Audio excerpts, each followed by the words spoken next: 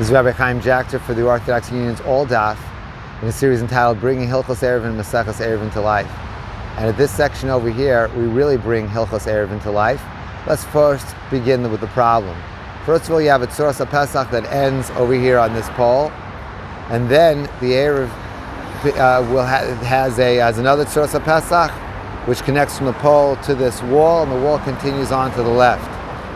Seems that the intervening Tzuras HaPesach that you have here between the pole and the wall is totally unnecessary. After all, it's less than 10 amos. If it's less than 10 amos, it's unnecessary to fill it in. You can have a break. If it's, as long as it's Omei Merubal Aparatz, and you have a break less than 10 amos, you're certainly okay. You're certainly fine.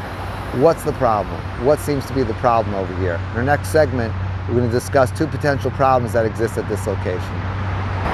First of all, the first problem that you have here is the Gemara in Eruvin and Dav Saridal, Dav Vav, speaks about a Pischa B'Keren Zavis. This is the Keren Zavis. This is one of the four corners of the Eruv. And the Gemara tells us in Eruvin Saridal and Eruvin Dav Vav that Pischa B'Keren Zavis lo avdi inshi. People do not make a opening at a corner. And therefore, this is a Pischa B'Keren Zavis where an opening, a gap of, even though it's less than 10 amos, it's not tolerated since it's at a corner. Now, what's a Pischa B'Keren Zavis? It doesn't mean any corner, but it means specifically, here you have two sides missing. This corner there's a piece missing on this side, piece missing on this side, and therefore this qualifies as a Pischa B'Keren Zavis, really according to all opinions, and therefore you have a serious problem that needs to be corrected by a Tzuras HaPesach. It's insufficient to rely on an opening of less than 10 amos on this location.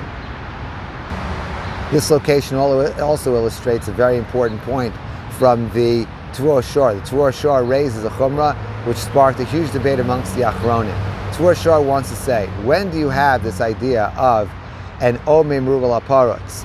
Then, as long as the majority of wall on that particular side and the opening is less than 10 amos, that is acceptable as long as it's for a break from one mechitza to another mechitza. Within the mechitza, two walls are on the same side, they're within 10 amos of each other, and on that side you have Omei Merubal Aparatz, that's okay. But a break between a Tzuras HaPesach and a wall, or a Tzuras HaPesach and another Tzuras HaPesach, that the Tvur Shor says is not acceptable. That sparked a huge debate amongst the Achronim.